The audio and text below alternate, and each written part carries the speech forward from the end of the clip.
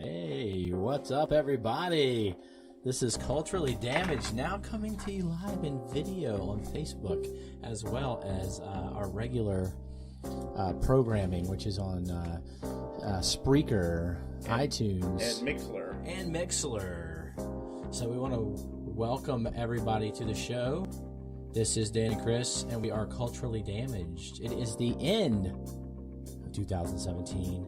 So we are giving you a little Alan Parsons project here. I wouldn't want to be like you. That one I dedicate out to Dan. So today we're going to do a little bit of everything. We're going to do some predictions mostly. We're going to break out the crystal balls for 2018 in the categories of sports and politics and whatever else we want. And if you want to come on to our Facebook page and type in the comments categories something that you think might happen in 2018. We'd like to hear it, whether or not you're serious or not. I really don't care. Just humble us. Make us laugh at least. But how was your Christmas? Christmas went very well this year. Ended up, although I think the last time we talked about it, I told you I had some issues with this, like when we're celebrating and all that jazz. And sure. I screwed it up. So I was expecting everybody to be celebrating Christmas Eve. And so I started my abouts Christmas Eve, going to people's houses, and I show up, and I find out that they're going to church in 15 minutes. Oh, and, that's embarrassing. I'm like, well, hey, this will give me some extra time at my next houses. Yeah, you wrap some more presents, maybe put some more bows on them. But then I thought, before I show up at the second house, maybe I should text to see if they're doing it today or tomorrow. Good idea, Dan. Yeah, well, they were both doing it the next day. And the second remark I got back was, no a-hole. Since we don't have explicit lyrics, we have to be proper here. But no a-hole, we never do it on Christmas Eve. Oh, wow. That's very Christmassy. Yeah, but all in all, I rebooted. Christmas Day, I went out and went to a couple people's houses, gave some presents, got some presents, and had a good time. Well, that's good. That's all that matters. Is holiday cheer for everyone. A-hole. We don't do it on. And how did your first Christmas in Florida go? My first Christmas in Florida was very nice. We actually celebrate on Christmas Day, so we do the presents, we do all that stuff. But it was really nice having my family here. Was different and was very nice, and we exchanged a lot of fun gifts and had a good time, and then we made dinner, which was a team effort.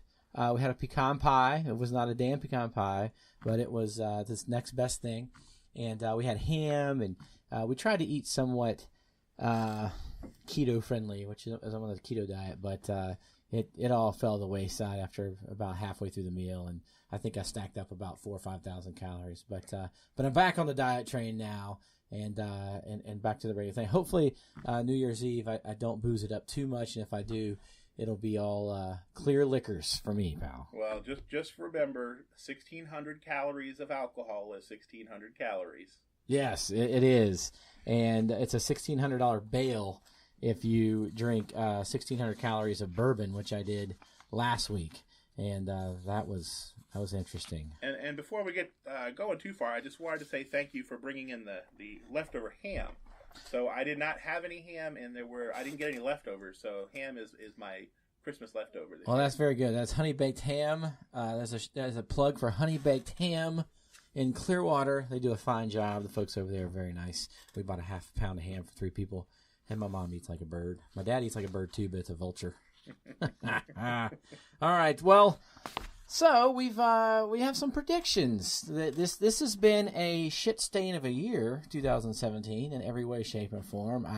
I'm sure that there are some people out there who may have done well in the stock market or something, but all in all, I have to say that at least for me, this was a worthless year. But 2018 is well on its way. It will be here on Monday, I believe, and it's going to be a new year. And I've got some predictions for the new year, and I think you do too.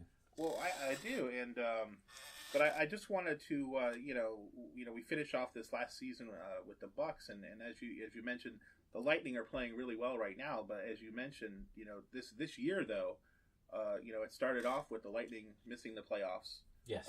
This year. That was this year. Early this year. And then the Rays, we thought halfway through the season that they were going to make. They looked like they were in the running for the wild card. We thought we had a good chance at the playoffs, and things just fell apart dismally towards the end, and they didn't make it. And now our Bucs, who we thought were going to make the playoffs, obviously are on their way to that 4-12 finish. Oh, and let's not forget the Tampa Bay Storm just closed down operations. So they did, but more to come on that later in my story. But playoffs, I think, is going to Playoffs? Not for this franchise. Playoffs is going to be layoffs, I think, here pretty soon, because I think we're going to get rid of some people. I brought my crystal ball. You can't see it in the picture, but I did bring my crystal ball here, and right now I am looking at it, and the first thing that it is telling me is that Dirk Cutter will be fired at season's end. You are really going out on a line on that one, Mr. Parker. We're still at the trunk of the tree. We haven't ventured out to limbs yet. But my opinion, the Glazers are going to take a good look, like they said they would, and they've promised him that guarantee that they're going to take a long look at the totality of the circumstances, as we say in the legal field, and they're going to make a decision based on that. But I think what they're going to find is the lack of offensive production. The lack of quarterback development from Jameis, especially with the turnovers, and how Cutter is really his hire was tied to being Jameis's developer, and then the lack of team control. We've had incidences 2 times on the field this year with Jameis where he acted like just a complete fool, and he couldn't be controlled by any of the coaches. A couple from Evans, and then we have this latest issue with Baker in the locker room because Baker jumps off sides on a key play at the very end of the game that probably maybe cost them the game, and he didn't seem to be too upset about it in the locker room. I don't know if you've heard about that. Yeah, well, I did, and I watched that game. These last 2 games, I've actually recorded and watched the whole game, made sure I didn't fall asleep halfway through like I usually do. It's a good game. Yeah, it was a good game, and the most frustrating thing about this, and this is one of the things that concerns me, I really don't like to change coaches. I'm sick and tired of having new coaches. New coaches mean probably a new GM.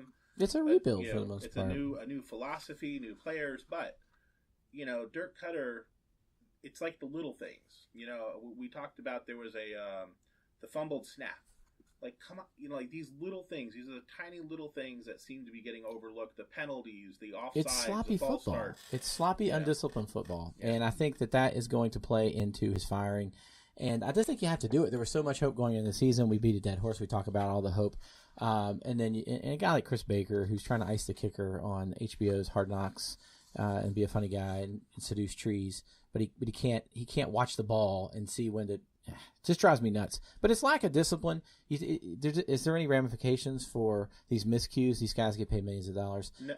Not other teams kill themselves like the Bucs do. I don't care what anybody says. I know other teams get penalties, but not quite like the Bucs. No, I've maybe 3 or 4 games I think the Bucs have lost directly as a result of penalties this year. Yeah. And whether it's last drives of the season causing us to kick a field goal and we miss a field goal. Terrible in the red zone. All these kind of different things. And a lot of those red zone problems I think are related to penalties. Absolutely. Linemen jumping off sides, getting behind the chains. It's just not fundamental good football. And I think that's says a lot about Dirk Cutter, and I think that says a lot about his future. It's his first year ever as a head coach in the NFL. Second in the NFL. First time ever being a head coach in the NFL. And he just hadn't gotten it done. So I think his whole regime is gone, and I'm looking into my crystal ball again, and I am seeing that general manager Jason Licht will also be canned. Or Jason Light. Licht, Liga, Uga, not going to work here anymore. He's gone. And who we're going to hire? Well, this crystal ball is saying none other than Hall of Famer Derek Brooks is going to be our new general manager for the Bucs. Now, I will say that is going out on the limb. So what makes you... Do you have any reason to believe, or is this maybe speculation and supposition here? I mean, Purely. maybe I have people that I know. Maybe I don't. But all I can say is the Storm shut down operations. Derek Brooks, defensive guy, certainly what we need right now. On the Bucs team, we have to have a defensive guy.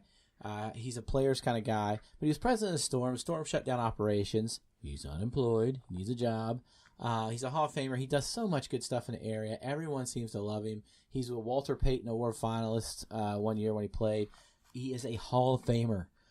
That doesn't come very easy in Buckland. We only have, 3 or 4 Hall of Famers?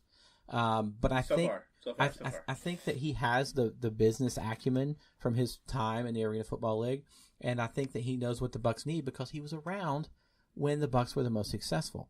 And I think what Brooks is going to do is he's going to ignite this fierce campaign to go out and get my man Gruden. He's going to get some players together. Wait. So you mean, I think you said head coach, but you mean...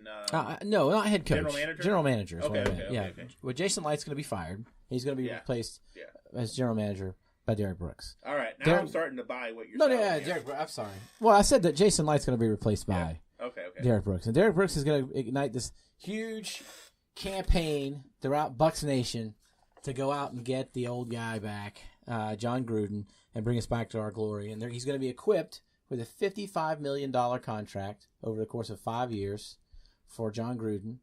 And Gruden's he's going to be Gruden, and he's going to toy with it. He's going to tease, and he's going to think about it. He's going to entertain offers from other teams.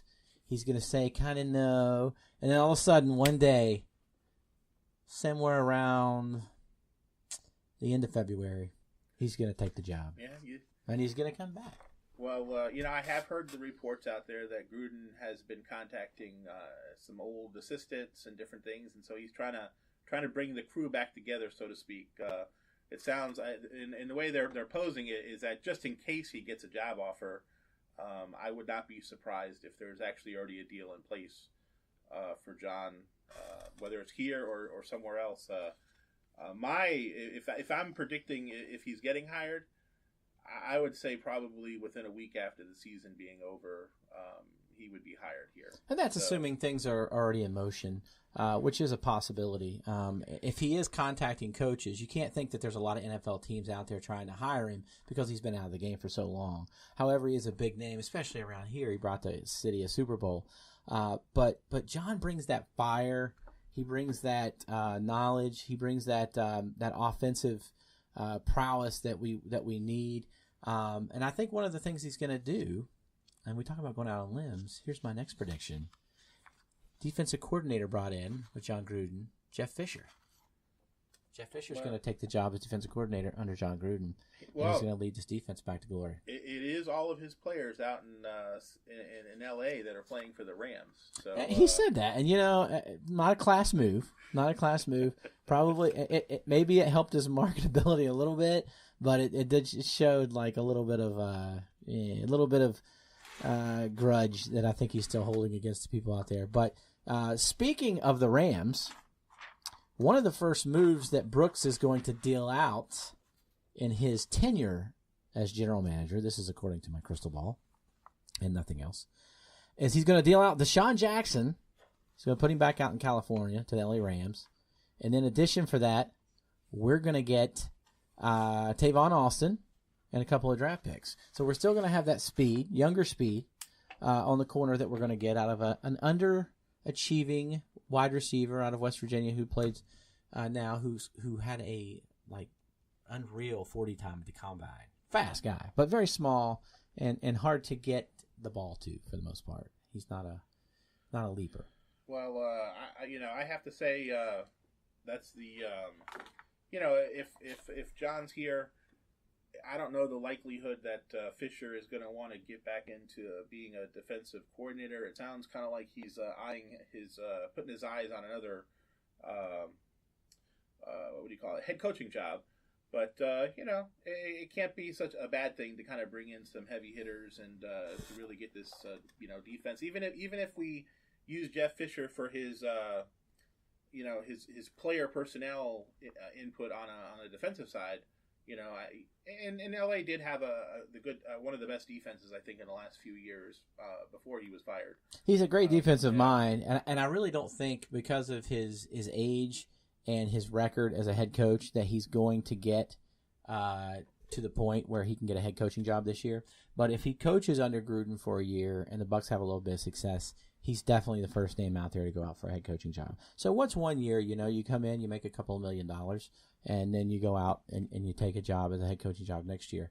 But I think that would be an ideal situation. But that's what my crystal ball is telling me. And Tavon Austin in for Deshaun Jackson. Deshaun Jackson, who having some legal troubles lately. Deshaun, if you're listening, you can hire me. I am a criminal defense attorney. I do not work for free, but I would be happy to give you a free consultation, at least, in your issues you're having now. It seems that a car that is titled to Deshaun Jackson was found at the International Mall with bullet holes in it containing drugs and guns. Am I right? Yes. Well, no, bullets. I think it was bullets and some weed. So no actual gun, but a bullet. Okay, so no holes in. I thought I read that there are holes in the car or something. I don't know. The report that I heard had bullets and weed. Regardless, not a good thing for Deshaun. The old ganja. Not a good thing for a guy who is oftentimes accused of being a gangbanger from out in Los Angeles, California. Not this show. Always denied that. I've never accused him of anything other than just being underperforming since he's been here. But this does not help. He says that it was a friend who let him borrow the car, which at the very least shows bad judgment of friends. That paired with his lack of development and not development, but just lack of performance this year. And you can blame Jameis. You can say Jameis didn't get him the ball, but this has probably been his worst year in the NFL. And for what we're paying him, we're just not getting that back. No, and we discussed last time, I think he may be actually causing more harm than good to this offense. And explain that to our viewers, our listeners, because that was a pretty good point that I'd really never thought of. Yeah, just that Jameis, there's so many offensive weapons on this team. And, he's the only one that is the, true veteran on this, where he was a number one receiver. He expects to be treated as a number one receiver. And being treated as such means getting him the ball. So there's only one ball on this team. Our offense is predicated from running the ball at least half the time. I mean, if you don't have a good 50-50 split, play action isn't going to work. So half the snaps are going to be runs. The other half have to be divided among 6, 7, 8 receivers. And, I think Jameis has focused a little too much on trying to get him the ball. Or maybe Dirk Cutter has even focused on trying to get him the ball, and we've lost sight of Mike Evans and some of these other guys who in these last couple games have made some really big catches and caught the ball. So that's Yeah, and sometimes that's the problem with the NFL. Your front office goes out and tries to get these big name players to put butts in the seats and to stretch the field. In this case, for the Bucs, which they put pressure on the coach to try to utilize that, and it takes them out of their game plan a little bit. And Jameis is not necessarily known for throwing a deep ball. He does throw a nice deep ball, but he hasn't been able to sync up the timing right with Deshaun Jackson. With some time, maybe that could happen, but I see this kind of imploding before it gets to that point.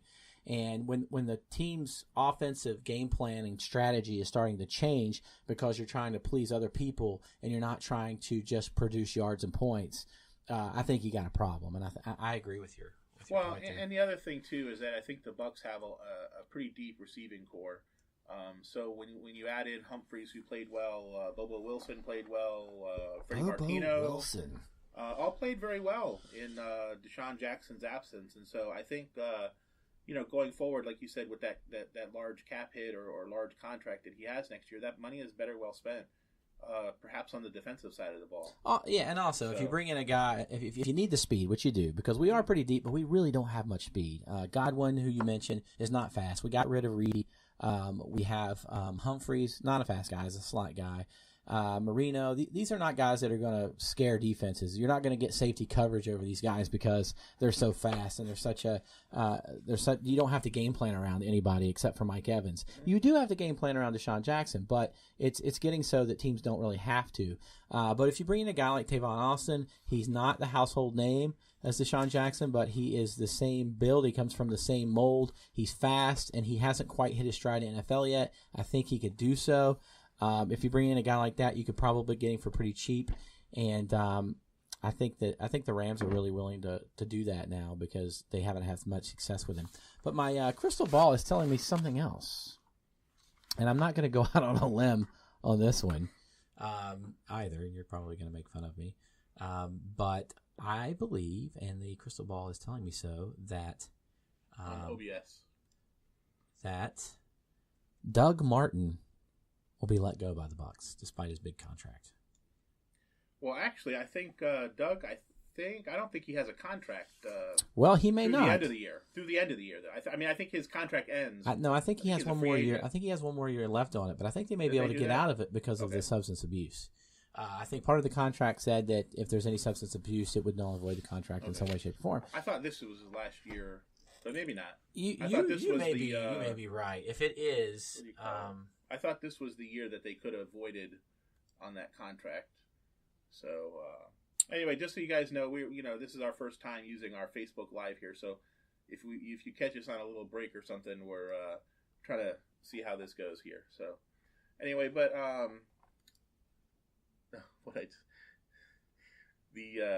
right here. Unhide. Click the little eye. Click the little eye. Oh, on KD Main? Above the KD Main. This one? The one above it. Boom. Oh, Dan, you're trying to get a shameless plug. That's all we have to do. You put our show in jeopardy over this. Well, someone's got to pay the bills here. All right. So, what about this one? Oh, there's a better one there. Hey, wait. You can't see that. You can't see that. So, anyway, but Doug Martin. Yeah, I don't. Doug, he's played his last game here, or actually, I think he might even play. But again, bringing up Doug Martin, that's one of the reasons why, Dirk Cutter this last week, Doug was suspended for a game. He was, held out. Last week, Peyton Barber started a game, played very well, and he decides to put Doug Martin back in the game. And Doug didn't do anything. And so, you kind of go away from your hot hand of Peyton Barber. So again, Doug, he's had 2 good seasons, I think, out of 5. Injured quite a bit, but 2 Pro Bowl seasons. Yeah. I mean, they were very good seasons, but you just can't see any light at the end of the tunnel with Doug Martin in Tampa. Maybe he'll go somewhere else and have a lot of success. Seems like a good guy, but I mean, do we know what the suspension was in the last suspension? They said it was the report was he missed a meeting or he was late for a meeting or something. Yeah, just so unprofessional. But, I mean, we have to say that he's unprofessional. He doesn't seem like it. And this is a second chance. So it is a second chance. When you're when you've gotten a second chance.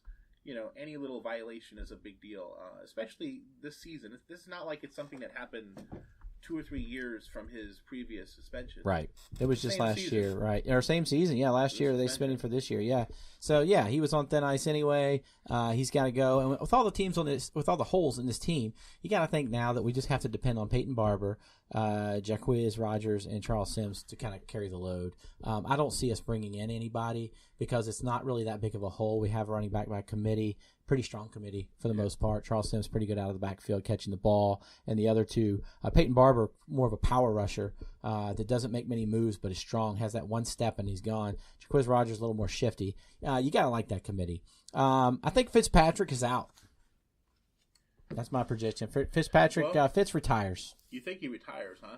I think he retires. He realizes this year that he's going to end on a decent note. He came in and won a couple of games for the Bucs. Mm-hmm. I don't think he necessarily won them. He was the starting quarterback that won them. It's like saying Brad Johnson won the Super Bowl for us. Hey, he beat the Jets. He did beat the Jets. His team beat the Jets. And it was another terrible team, but could lose them at least. I think the Bucs go out in free agency and they get Chad Henne to come in and be the backup quarterback this coming year. To have a good, solid veteran backup who's been a starter in the NFL, but didn't produce the interceptions that Fitzpatrick had when he was with the Jets, and can do a little bit more under center when you want him to on 3rd and long than Fitzpatrick's could do. Well, it's one of those things. It's so hard. If the current coaching regime was still going to be there, and Jason Light, I would probably say Fitzpatrick would be a shoo-in to stay, because it's one of those. It's a backup quarterback. If you have somebody who knows the system a little bit better, I would probably prefer to keep the person in place. And again, God help us, he's not really supposed to play that much. If the backup quarterback is playing more than 2 or 3 games, your season is probably not going to end well for most teams. So no, I mean you have to have a solid backup, man. No matter what level you're on. I don't know if you watched West Virginia play yesterday, but they were playing Utah, and their starting quarterback was out. They had a couple other players out too, but their backup quarterback was so bad. Mm-hmm. That they just got completely annihilated by Utah. And that's an embarrassing thing to see on national TV if you're a West Virginia fan. A very enjoyable thing for me to see as a Marshall fan. But you'd like to think that they have a better backup that could come in and do a little bit more damage. And I think that with the Bucs and Fitzpatrick, it's not going to get better. The guy's his arthritis is starting to set in. Retirement homes are calling him already, trying to recruit him as their football quarterback. I don't think it's going to happen. Chad Henne is on the blocks. There's a couple other quarterbacks on the blocks too, but I think he would be a good choice to come in and carry some light work. Chris Baker, 2018, will be let go. Boom. He You're should out be of let here. go right now, probably. You're out of here, Albert Hainsworth II. I think despite his $8 million left on his contract, I think they're going to get him out of here, some way, shape, or form. On defense, my crystal ball for 2018 for the Bucs is telling me that Brent Grimes will leave. Brent Grimes is gone. Yeah. His wife Miko is going to want to live out in some drier air and where her political views are a little bit more acceptable. So she's going to pull the trigger and pull her husband Brent out of Tampa Bay and out west somewhere where they can enjoy their last days of football. No, unfortunately, I think the Bucs are going to lose their best cornerback. He came to Tampa Bay thinking that Tampa we were on our way to playoffs and potentially a Super Bowl within another season or two. Playoffs? Yep. And that is obviously not in the cards for the Tampa Bay Buccaneers for right now. So if he has another season or two left in him, I think he's going to go elsewhere. I wouldn't be surprised if we see him in a Patriots jersey next year. Yeah, and as a Pro Bowler and a Super Bowl champion. Yeah. I don't know how well though that Belichick will handle his wife, Miko. That's true. Miko could split up the entire organization like Yoko. She could be Yoko did to the Beatles. She could do that to the Patriots. Let's wait and see on that with them. I would love to see that. That would be great. All right, I think my crystal ball is telling me that even though we're going to lose some cornerbacks, we're going to get some. Lions cornerback DJ Hayden will be a free agent after this year. I think the Bucs are going to sign him to a 3-year deal. How's that for going out on a limb? If he's a free, I don't know. I would be hard pressed to see the Buccaneers sign any major free agents without severely overpaying. Unfortunately, I think this is going to now. Look, a lot of it can depend on who we do get in as head coach, but I think this may end up being one of those years where we got Vincent Jackson, the offensive lineman, and everybody, where we had to really overpay over what most other teams might be willing to pay. I mean, you're saying that DJ Hayden is a high. Oh, I don't know. Unfortunately, I don't know that much about it. No, he's not. I mean, he's a starter for Detroit. He's proven himself. He's probably on his way up, but I think he would be a guy to get now. I think Vernon Hargreaves. I think we're going to have to. There's two things with Vernon Hargreaves. Do you put him over at the slot position and basically have him do not what you drafted him to do in the first round, but move him over to carry the slot position? Or do you go out and you try to get a veteran like Grimes to take his place, somebody like Pac-Man Jones from Cincinnati who could come in, who has some legal problems, who's had some issues. However, he could be a good punt returner and a good cover corner. I got an idea. Darrelle Revis. No, yeah. I think we went down that road once. That didn't work. Yeah, actually, and I don't think he's very good now. No, I don't think. Actually, I think he had a good game the other day, but what I would like to see, and again, a lot of this is going to be dependent on who. I think we can all, whether Dirk Cutter, I think it's unlikely he returns, but in the unlikelihood that he does return, I think it's clear that Mike Smith is not going to be the defensive coordinator next year. So no. At the very least, we're going to have a new. So whoever that new defensive coordinator is, I think I would really like to see Hargreaves pushed into the position of the number one, but also to play a lot more aggressive. I think if he plays aggressive, if he gets closer to the line of scrimmage, he can't be off 10 yards, of any receiver in the NFL. You're going to get burned. And so I'd like to see him play more aggressive and essentially make it or break. Look, are you going to be a cornerback? 2 years is plenty of time to get yourself acquainted with the NFL game, to learn learn from other players. He's had 2 years with Grimes. My only concern, of course, is that Vernon he missed almost half the season, so he's really going to be set back. The good thing is that if the Bucs get a new head coach, I believe we get a little extra time in training camp. I think there might be a few extra weeks that the new coaching staff might get with the players. So, unfortunately, I think the Mike Smith's going to have to go. I like Mike Smith. I think it's been a bad year for him. He had a good year last year, and I think he's an excellent coach. We talked about this on the show before, the amazing things he did in Jacksonville and even in Atlanta when he was there. But I think, the new coach is going to want to bring in his new guy. I'm not so sure Monty Kiffin's going to come back here, but I do think that there's another Kiffin in the state of Florida that he may be interested in. Who knows? But you have a lot of people out there that we passed up on to get Vernon Hargraves, and some of those guys are doing really well. And I just don't. I'm not sure that we can continue to invest in him. We have the worst pass defense in the league, despite having Chris Grimes, and so that points directly to your safeties and your other corners. So it does, but to me, I think our biggest problem is on that line. And you and I talk about it all the time, and I still think if we have some good, pass rushers, that the secondary will kind of clear itself up. It'll make Vernon Hargraves a lot better look like a lot better cornerback. Absolutely, yeah. Rush. Well, yeah. So, if you're going to give the quarterback 5 seconds to throw the ball, somebody's going to get open, and it's usually his guy. So, not very good safety help either. So we're hoping TJ Ward can come back and be healthy next year and play, and hopefully we get a coach who will realize that TJ Ward is the guy that we need back there at safety. But your mention of pass rush brings me to my next point, and my crystal ball is now telling me that with the 5th pick in the 2018 NFL Draft, the Bucs will select pass rusher Bradley Chubb of North Carolina State. This guy is a nonstop motor that will wreak havoc on quarterbacks. I've watched him play several times this year. He has a wingspan of about 7 feet, and the guy is all over the field. I once saw him this year knock the ball out of a running back going around the end. He knocks the ball from the opposite side of him, reaches around, knocks the ball out. It hits his knee, goes 20 yards downfield. There's a scrum for the ball, and at the bottom of the pile, who is it? None other than Bradley Chubb. This guy can play football, man. I'm telling you, he is a mean SOB who's going to get after the quarterback, and teams are going to have to they're going to have to double him, or they're going to have to get somebody really good on the quarterback's backside to block him. And I think this is going to make everybody on that defensive line a lot better, like Joe McCoy. Well, I certainly I've heard lots of good things about Mr. Chubb. He's not the That's only. what she said. He's not the only Chubb in NCAA football right now, but sure. I've heard good things. I think it'd be a great pick.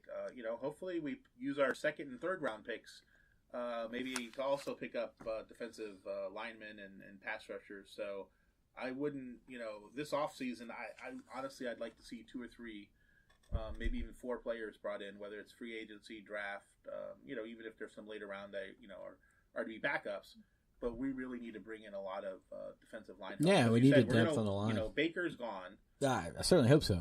Spence, he's going to be back, but we can't count on him. He gets hurt a lot. So, he's injured a lot, but I think, gosh, the guy had such talent. If we can get him on one edge, Brad Chubb on the other end, and then we get somebody to complement Gerald McCoy that's not Chris Baker, somebody big, some big run stopper who can just hog up, jam up holes. I think you have a pretty good fix there, but that's a big leap of faith. And I will say, I give people a hard time about Gerald, and a lot of other fans give a lot harder time to Gerald. But he was playing with a partially torn bicep, and he had a pretty good game. And I think he shows, he's been able to show, why he is a Pro Bowler and why. But if he doesn't get any help, that defensive line isn't going to go anywhere. Another year, another Pro Bowl, despite his injuries and despite the woes that the Bucs had on defense. Just a couple of other predictions before we take a short break here. I predict the Bucs are going to go 9-7 next year, which is what I think I predicted this year, but they're going to just miss a wild card spot. But hope's going to be high this time next year going into 2019, and we're going to have a new coach, and we're going to have a happier fan base. I am optimistic about next year. If anything, these last 2 games with Atlanta and Carolina have showed that the Bucs can compete. We're not that far away. They're not that far away from competing and winning these games. Carolina came in, or we went to Carolina. It was an away game at Carolina. Carolina had to win that game to make the playoffs.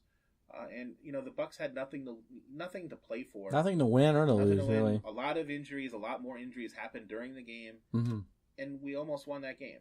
Yeah. If not for that penalty at the end, there's a good chance the Buccaneers, escape with the victory. So, 9-7. I'm not gonna, this year I wanted to be a little bit more optimistic, but considering we're going to be 4-12, I don't think I think it would be a little irresponsible to predict that they would be much better than 9-7. So you're really just blowing it out your butt if you're saying much better than that. No, I just think it's impossible. And plus, you got to calculate the schedule they played in this year was very difficult, and injuries we had. Not to make excuse for the Bucs, but everything went wrong for the Bucs this year.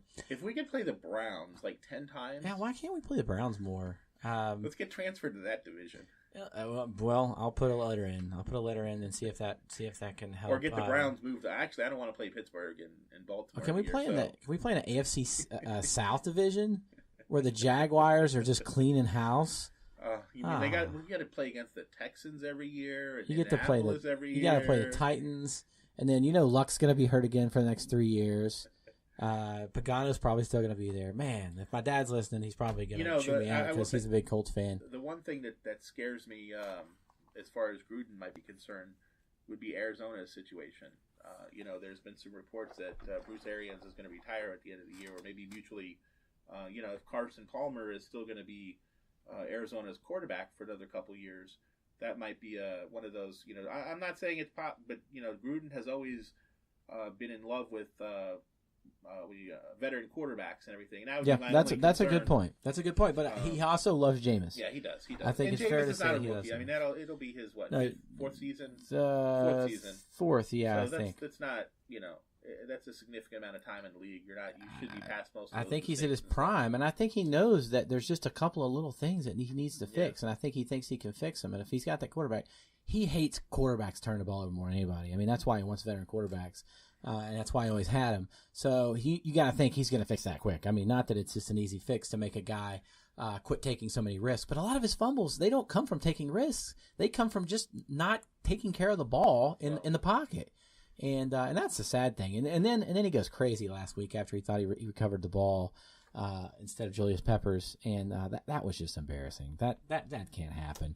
Somebody told me this week that he was hangry because he's so hungry for a W.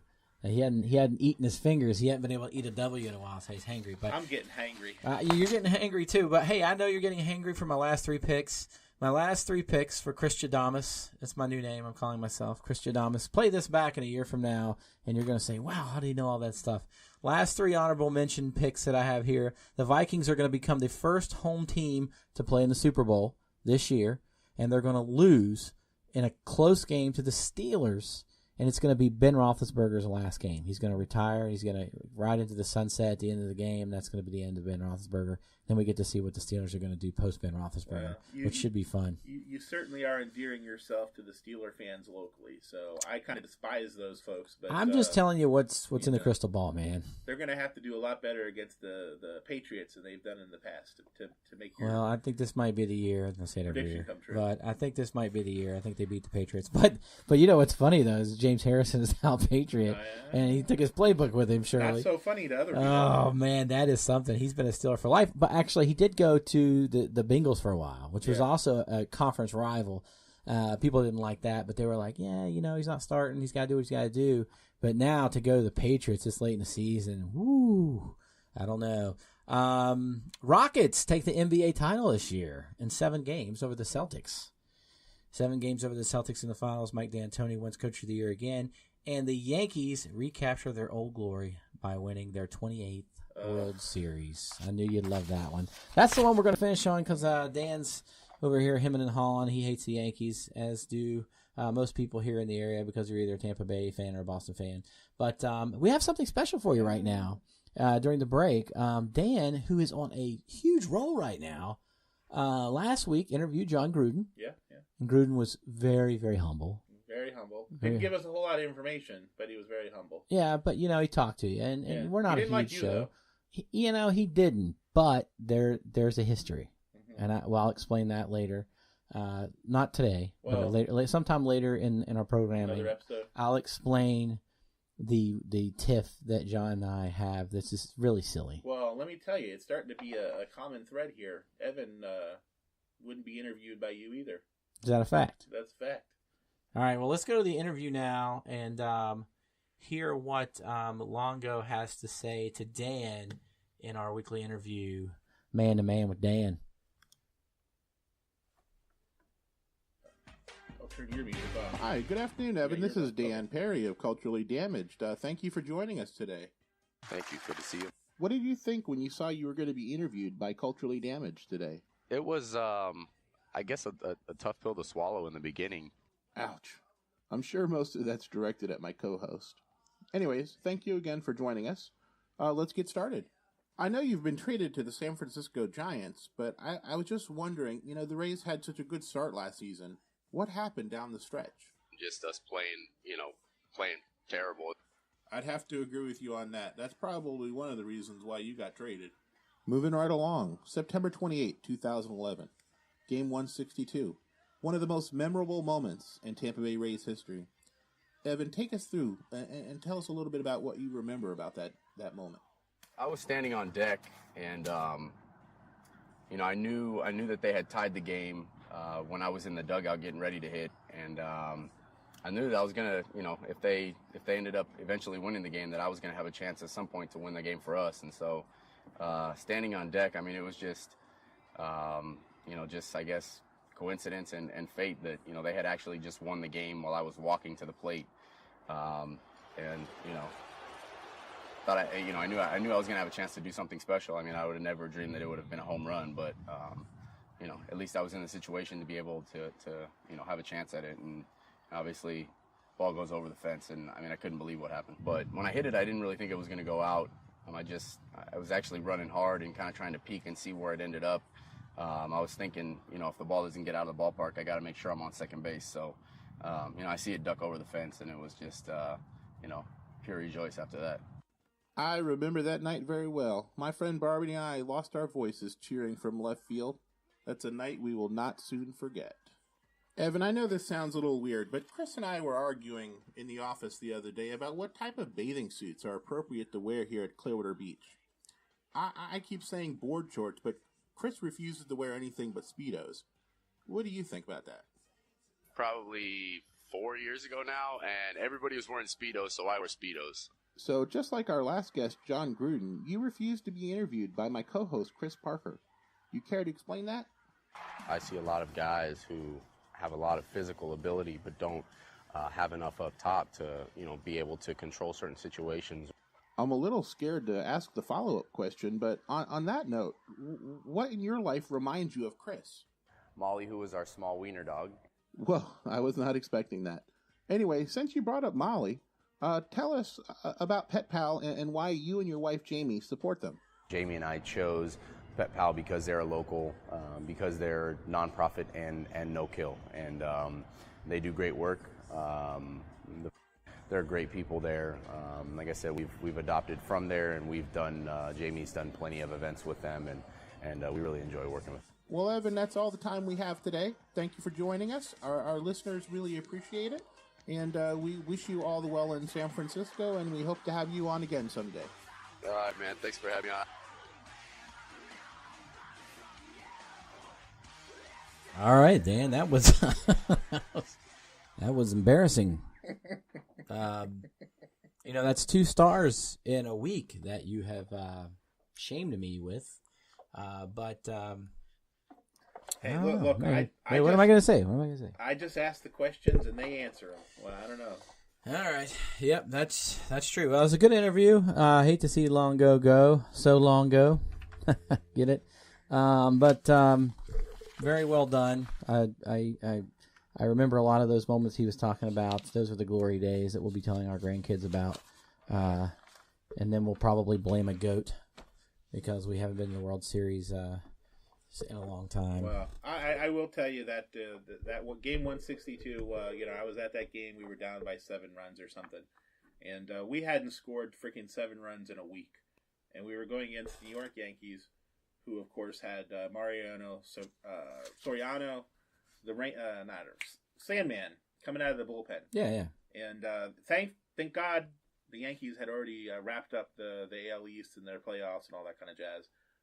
They just kept throwing out meatballer after meatballer, and the Rays kept scoring runs, and I tell you, it was one of the most exciting events that probably the most exciting event that I've ever attended sports wise in my lifetime. I would say it's probably up there with the top 3 in the area ever. Mm-hmm. You know, it was an amazing night. I mean, I was, I believe, up in Eastlake at the Varsity Club.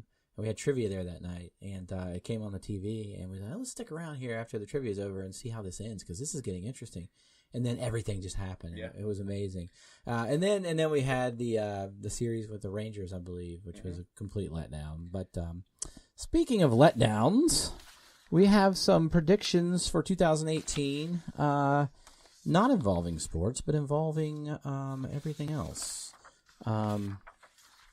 What are your big predictions for 2018 as far as politics in the world goes? Well, as far as politics go, I will have to say that I don't think there's some people out there that feel that this Alabama election is a sign of things to come for the 2018 elections. You gonna poo on that? I am gonna poo a very large poo on that one.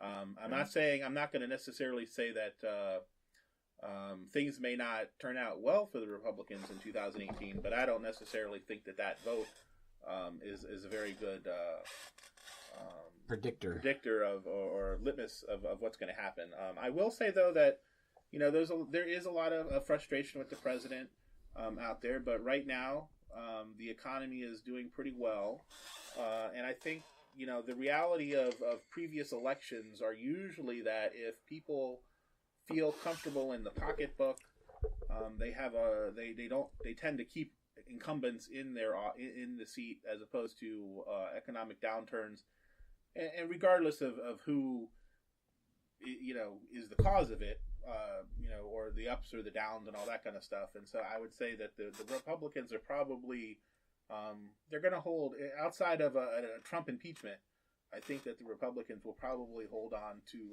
the House and Senate in the midterm elections coming up here. Quote Dan right now on that one. I'm writing this down, and I'm having you sign it, that the Republicans hold on to both houses of Congress, and Trump has 2 more years with, saying he doesn't get impeached, assuming he doesn't get impeached. Yeah, I don't think that's he'll have 2 more years with the Republican Congress to do or undo things. But you say the economy's going well right now, but the economy has been on an uptick for several years. Mm-hmm. It hasn't been. So basically what you're saying is he hasn't done anything bad enough to cause the economy to collapse in 1 year.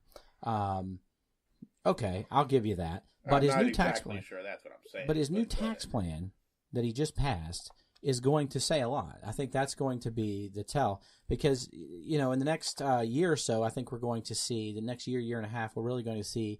I don't know exactly what we're going to see, but we're at least going to see results of what that tax plan does. And from past indicators, which usually are the best indicators of future things, we see that trickle-down economics has never really worked. So when George H.W. Bush inherited a bad economy from Reagan, it was tough for him. And I do agree with you that it is the economy. And when it comes to voting, it's just like they say, it's the economy, stupid. So I think that's what people are going to come down to vote for, and whether or not that they're able to get what they were promised and what they thought out of Mr. Trump.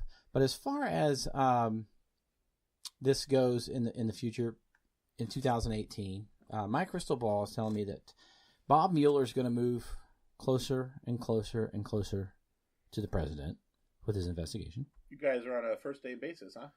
Bob Mueller. Yes, I call him Mueller. Hey, Bob. Mueller. It's Mueller time, baby. But right before the indictment's handed down, Trump will make an attempt to fire Mueller. But it's only going to trigger a massive public response, what we talked about last week, and it's going to be too late.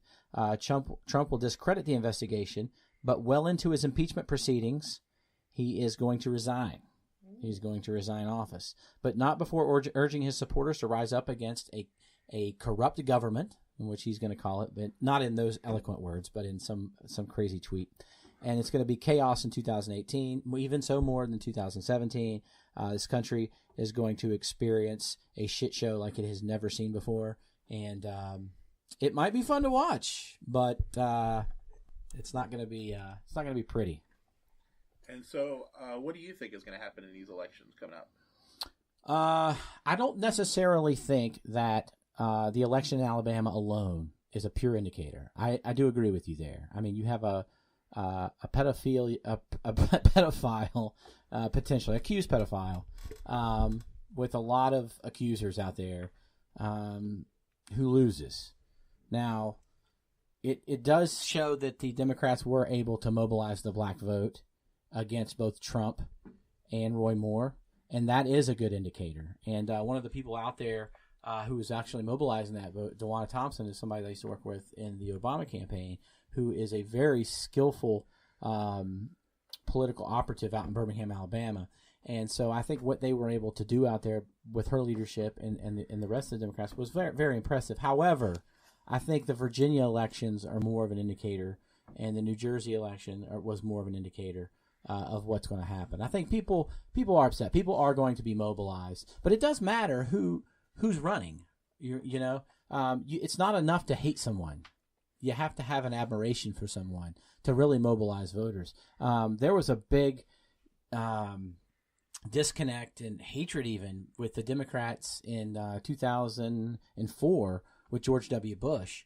However, they didn't mobilize enough because they didn't admire John Kerry. Yeah. And I think that's the same kind of problem that they're going to have. But man, Trump is much more alienating, and I think he's pushed times five. The thing is, it's Hillary to Republicans. They had that. We talked about that vitriol, that hatred, and a lot of people voted for Trump out of that hatred of Hillary. And by God, we're not going to have Hillary in office.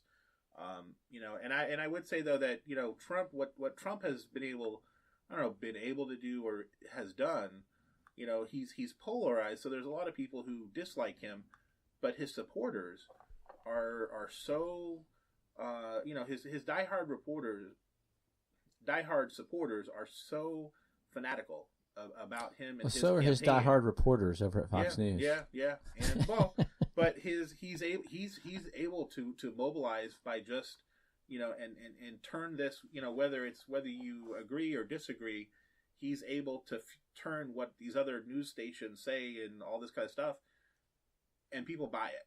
And so his supporters, I think are going to come out, to vote. It'll, like you said, it's going to be a lot of it is going to be can Democrats keep the momentum of the what's happened over this last year, the different things, can they keep that going and actually get people to the polls?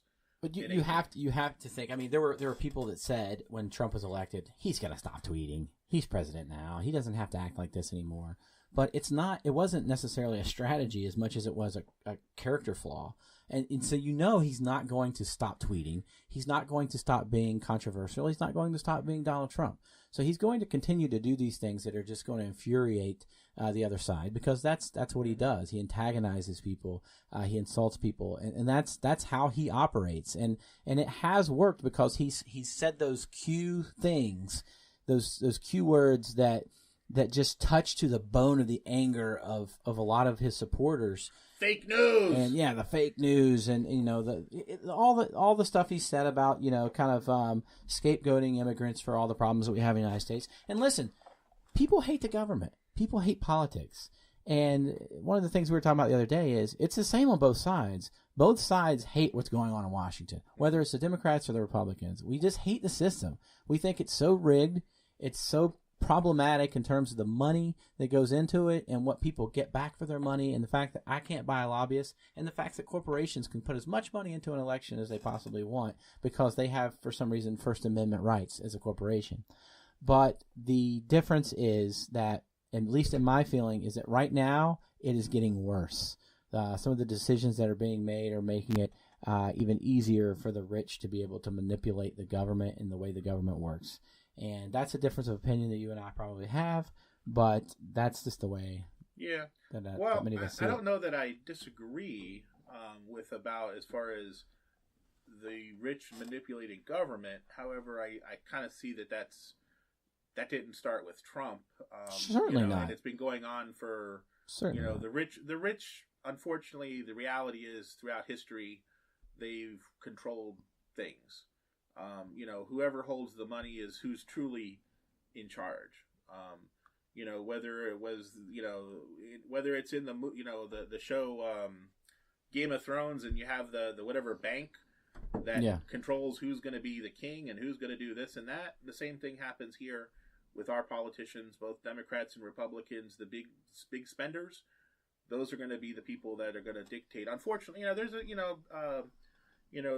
Sanders and there's a few other people there that aren't necessarily beholden, but the vast majority of political or politicians are beholden. Yes, to large donors. On both sides. On both sides. And I think the special interests, whether it be corporations or whether it be unions or whether it be trial lawyers, God forbid, there is lobbies. If there's money talks, BS walks, and that's how it's worked. But we can put in guidelines and laws to restrict this, and we don't. And in fact, when we start to try to do that, these corporations get so tied up into getting rid of these politicians and what they call primarying them, just like the NRA does. They use their political power and the power of their pocketbooks to squash out anything even before it starts. For example, when we had just recently this Las Vegas shooting, we all finally agreed that I believe they're called pump stocks. Is that what they're called? Bump stocks. Bump stocks. Bump stocks. So this is actually a piece of the gun that turns it into an automatic weapon without actually buying an automatic weapon. So you're making a gun into an automatic weapon. So you found a loophole to have an automatic weapon that you're not supposed to have. So we said, well, let's all agree that we should outlaw bump stocks on guns. And even the NRA agreed, last I heard. Even the NRA agreed that they were going to give, and they haven't given anything in years. Even though that back in the 1990s, they were all for background checks on everybody. They've changed their position on that. So they've taken the position that if you give anything, you're giving everything. But they actually agreed. They can compromise. Yeah, but what happened?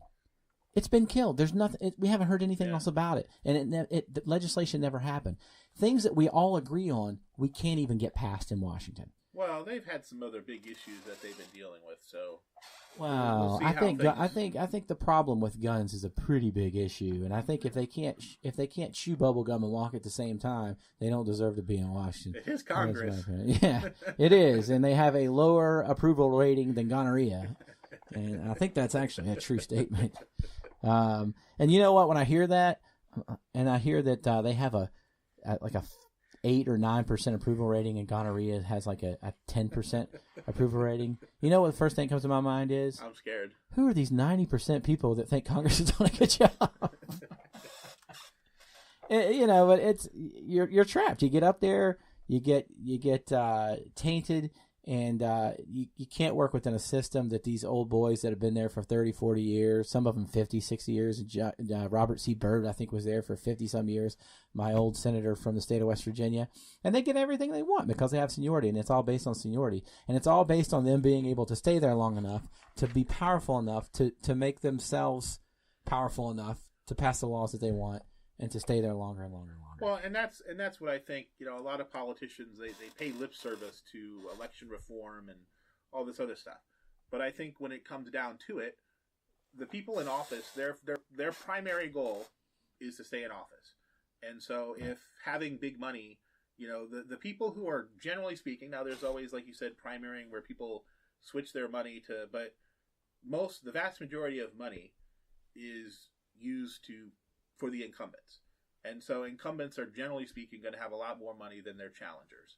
And so there's really, like I said, there's a want to upset this apple cart and change things. But I think the reality of the situation, it's for politicians, it's more important that they stay in their position than that they change things. And because essentially, if you take money out of it, or if you limit the contributions, it makes it a lot easier for other people to get in the race. Right now, I believe from our perspective, we would like to see more people enter races and be able to run who can't raise that much money. But from their perspective, the people in office would rather limit the number of people who can run against them. Well, when I was in college and I ran for student body president, we were told that we only had so much money that we could spend for our election, and there were issues with that I can't even get into today. But what that did was it encouraged everybody to run, not just people who could afford it, but it was a very low limit on what you could spend, and I could argue that suppressed my First Amendment right to get my voice heard to as many people as possible. But I think that the advantage of that rule is that I'm not corrupted by people who are giving me money, and that everybody can run, or anybody can run. So why can't we do that on a national level? Why is that a bad idea? Or why is it a bad idea to publicly fund people's campaigns up to about $1 million or so and say, hey, that's what you got. You get so much airtime here, you get so much airtime here, and you have to win on that. If you can't win on that, well, I mean, I don't know if it's practical. I don't. It's done in other countries. Well, I understand, but our country is pretty complex with its variety of media outlets and other sources. But again, to me, it just comes back to politicians really have no incentive to do it. Like the incumbents, they don't want extra people to run. They may say, and then it doesn't really matter what side of the field. Publicly, they're going to say, "Oh, we love competition. We want more people to run." Privately, no. Nobody wants, whether you're running for the Clearwater Board of Directors or whether you're running for president, you want as few people as possible to run against you. And you made a point earlier that people's number one goal is to stay there, and I agree it is, especially if you're a congressman in the House of Representatives. Pretty sweet gig. Then you only have 2 years, right? Mm-hmm. So you have to run every 2 years. So you're constantly campaigning. You never get out of campaign mode. Mm-hmm. And so all it is you're up there and you're campaigning from a state office, whether it be the Rayburn building or one right beside it. You're campaigning up there. So you're spending your time where you're not in Congress going back home to campaign in your district to get back up there for a job where you're making about, I think it's somewhere around $150,000 a year. And most of these guys in the jobs that they made before they went to Congress, they were making millions of dollars a year. So why is it so important for them to stay in these jobs? I mean, are they there for the public service? Are they there for the money? Which was weird, because if you make $150,000 a year on top of the millions you already make in whatever industry you work in, why is it important that you be there? And these guys make a ton of money when they leave as lobbyists. Yeah, well, partly it's what you make after the fact, but I think there's a power. There's an element that these people have. They want power. It's hard because when you're not one of those people, just as I'm not a serial killer, and it's hard to figure out why a serial killer is. I'm not somebody who desires to run for Congress. I'm not, and so it's a little harder to, what is that motivation? Mostly, I would say that motivation is probably, well, I honestly, I guess I think most people probably do get involved because they feel passionate. I think that's where it starts. About their cause. I think a lot of times that's how it starts, and then it just the power corrupts. The power corrupts. Yeah, but it's funny how you just. I'm sorry, I'm going to cut you off, but it's funny. I just had to mention it. It's funny that you just compared serial killers to politicians. Two opposites, but or maybe not. I don't know. But what I was going to say is, you and I have both run campaigns, been a part of campaigns, and there's a lot of work, and the candidate doesn't necessarily get paid to do this, and so sometimes they may actually quit their job. They do all sorts of things to run. Mm-hmm. So until they actually get that job, it's not theirs. It's a lot easier if you have money. But I mean, if you work a 9-to-5 job, you can't run a campaign. Okay, no. Let's just say that. Yeah. So you have to work in a job where you're able to do these types of things, and most people don't work in these types of jobs. So we've really restricted what people can do and who can run, and I think that's a shame, because there's a lot of average Joes out there that I'd like to see run. But a couple more last predictions I have before we get off here. We have overdone our time period here.